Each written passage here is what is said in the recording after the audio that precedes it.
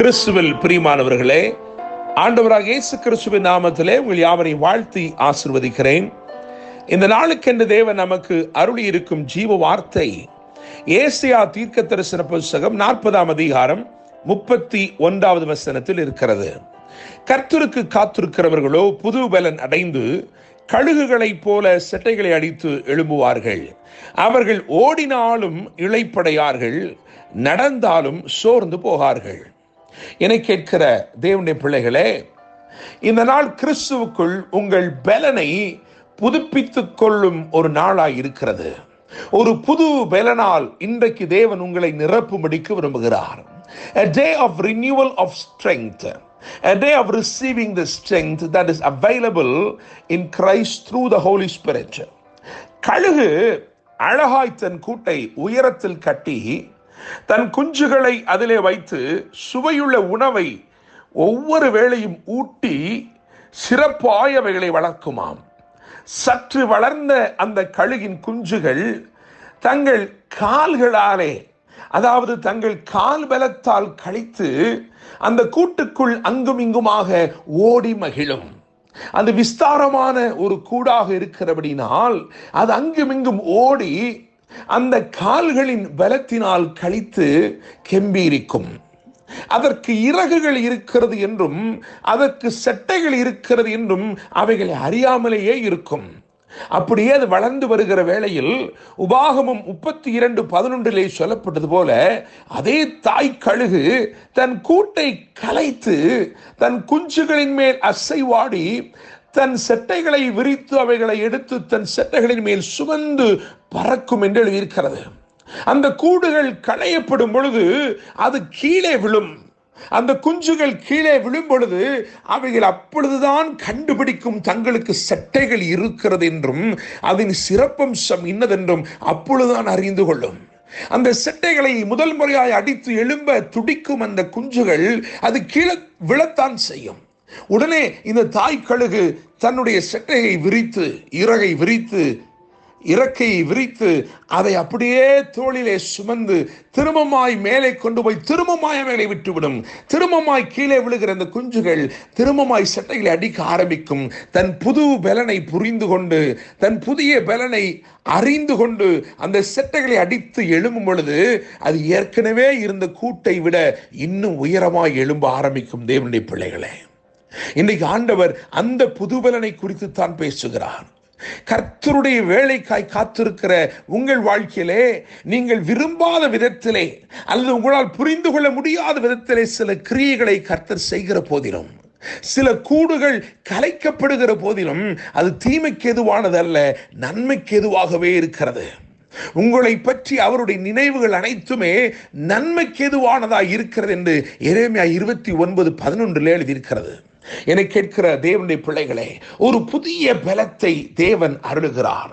இந்த நாள் கழுகின் குஞ்சுகளுக்கு கிடைத்த அந்த புதிய அனுபவத்தை போல தேவன் சில அனுபவங்களை கொடுத்து உங்களுக்குள்ளே தேவன் வைத்திருக்கிற மகத்துவ வல்லமை எவ்விதமாய் கிரியை செய்யும் என்பதை உங்களுக்கு இன்றைக்கு உணர்த்த போகிறார். தேவனுடைய பிள்ளைகளே, ஒரு புதிய பலன், இதுவரைக்கும் கண்டிராத உயரங்களிலே நீங்கள் உலாவும்படி, உட்காரும்படி தேவன் மகிமையான காரியங்களை இந்த நாளிலே செய்ய போகிறார். நான் 3 காரியங்களை வேதத்திலிருந்து சொல்லும்படி விரும்புகிறேன். தேவனாலே புது பலனை பெற்றவர்கள் எப்படியாக செயல்பட்டார்கள்? நியாயாதிபதிகளின் புத்தகம் 8ஆம் அதிகாரம் 4ஆம் வசனத்தை கவனிக்கும் பொழுது, கிதியோனும் அவனோடு இருந்த 300 பேரும் யோர்தானை கடந்து விடாய்த்திருந்தும் சத்துருக்களை தொடர்ந்தார்கள் என்று எழுதியிருக்கிறது. அவர்கள் விடாய்த்து போன சூழ்நிலை அது அவர்களை நிறுத்தி போடவில்லை. அவர்கள் அந்த புது பலனை அடைந்திருந்தபடினால் விடாய்த்திருந்தும் சத்துருக்களை தொடர்ந்தார்கள். நீங்கள் அந்த பகுதி முழுவதையும் 7ஆம் அதிகாரத்தின் கடைசி பகுதிகளை வாசித்து பார்க்கும் பொழுது நீங்கள் அறிந்து கொள்ளலாம். அங்கே ஓரேப், சேப் என்பவர்கள் ஏற்கனவே சங்கரிக்கப்பட்டு விட்டார்கள். யோர்தானின் துறைகளை கடக்கக்கூடாதவர்களாய் அவர்கள் முடிந்து போனார்கள். இப்பொழுது எல்லா ஜனமும் களிகூர்ந்து கொண்டிருக்கிறது. எப்பிராயீமர் ஆர்ப்பரித்துக் கொண்டிருக்கிறார்கள். ஆனால் இந்த கிதியோனுக்கும் அவனோடு இருக்கிற 300 பேருக்கும் தெரிகிறது, நாம் இன்னும் தொடர்ந்து போக வேண்டும். காரணம், சேபாவும் சல்முனாவும் இருக்கிறார்கள். இந்த புது பலனை பெற்றுக்கொண்டவர்கள் நிச்சயமாய் முழுவதையும் சுதந்திரிக்க நினைப்பார்கள்.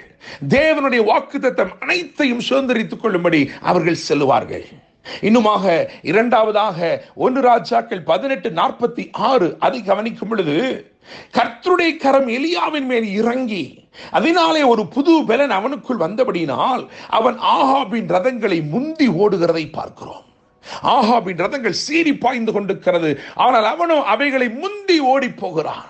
என கேட்கிற தேவனுடைய பிள்ளைகளே, இந்த புது பலனை தேவன் உங்களுக்கு அருளுவதினாலே நீங்கள் வாக்கு பண்ணப்பட்டதை முழுவதுமாய் சுதந்தரித்துக் கொள்வீர்கள். இன்னுமாக ஆகாபின் ரதங்களை எல்லாம் அல்லது உங்களை முந்தி சென்ற எல்லாவற்றையும் நீங்கள் முந்தி செல்லுவீர்கள். மூன்றாவதாக பிலிப்பியர் 4:13 எழுதியிருக்கிறது. அப்போஸ்தலனாகிய பவுல் சொல்கிறான், என்னை பலப்படுத்துகிற கிறிஸ்துவினாலே எல்லாவற்றையும் செய்து முடிக்கிற ஒரு பலன்.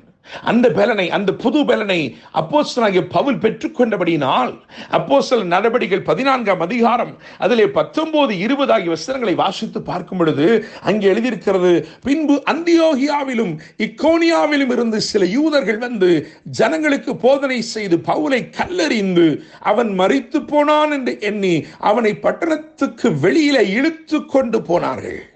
20ஆம் வசனம் சொல்லுகிறது, சீஷர்கள் அவனை சூழ்ந்து நிற்கையில் தேவ மனிதர்கள் அவனை சூழ்ந்து நின்று ஜெபம் பண்ணின பொழுது அவன் எழுந்து அவன் திரும்ப பட்டணத்திற்குள் போனான், பிரவேசித்தான் என்று எழுதியிருக்கிறது.